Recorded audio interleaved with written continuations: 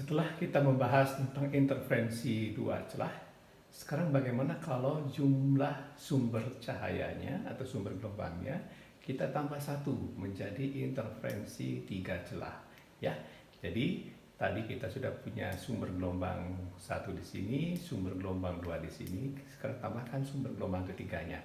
Artinya di sini ada tiga celah, ya. Yang ketiga-tiganya berasal dari sumber yang sama yang saya tidak gambarkan di sini, ya. Nah, kita lihat sumber satu itu menjalar melalui R1 ketemu di satu titik P, ya. Sumber 2 R2 dan seterusnya. Maka dari gambar ini terlihat beda jalan antara R3 dengan R2 itu adalah ini, yaitu delta R.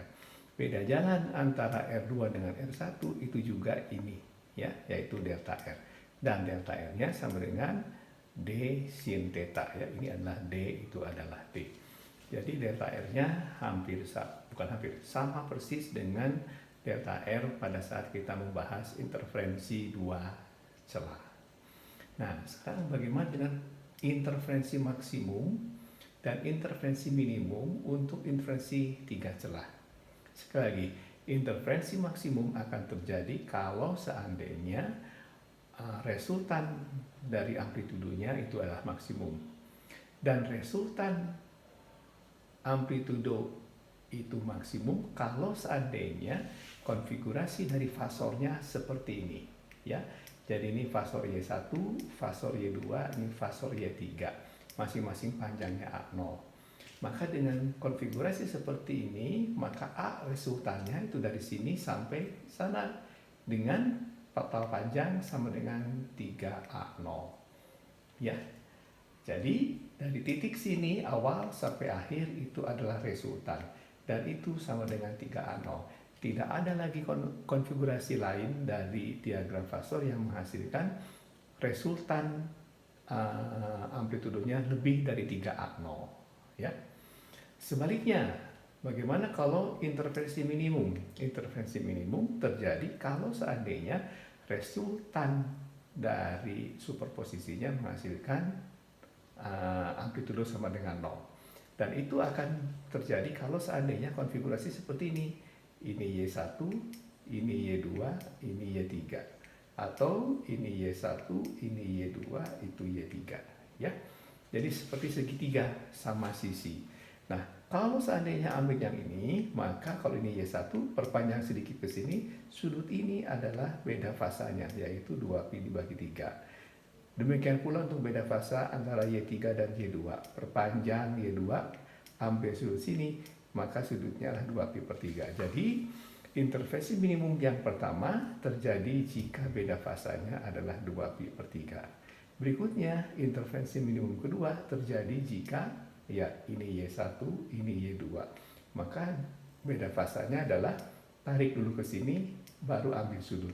Sudutnya adalah 4pi per 3, ya. Ini pun juga sudutnya 4pi per 3.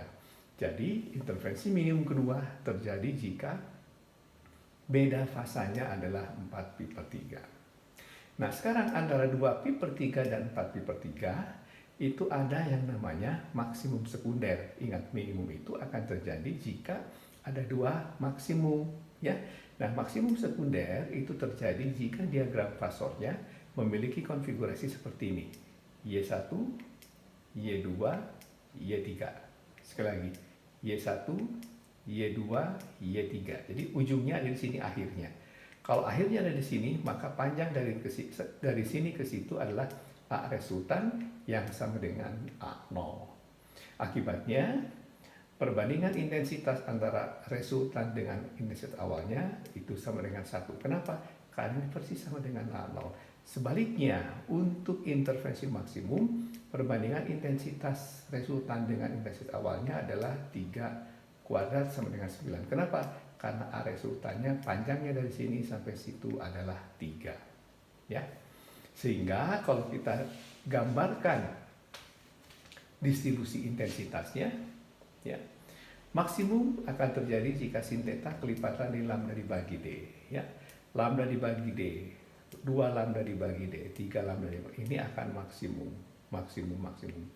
Minimum terjadi jika pada 2pi dibagi 3 ya, atau lambda dibagi 3 ya. Lambda dibagi 3 itu ada di sini, 2 lambda dibagi 3 itu ada di sini ya. Maaf, ini sepertiga lambda, ini 2/3 lambda ya, dibagi D tentunya ya.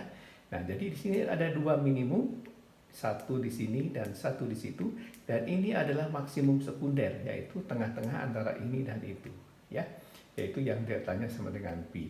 Jadi pola distribusi intensitasnya akan seperti ini: maksimum, minimum, maksimum sekunder, minimum lagi, maksimum, minimum, maksimum sekunder, minimum, dan seterusnya. Jadi untuk interferensi 3 jelah kita punya 2 minimum ya, dengan gambar seperti ini.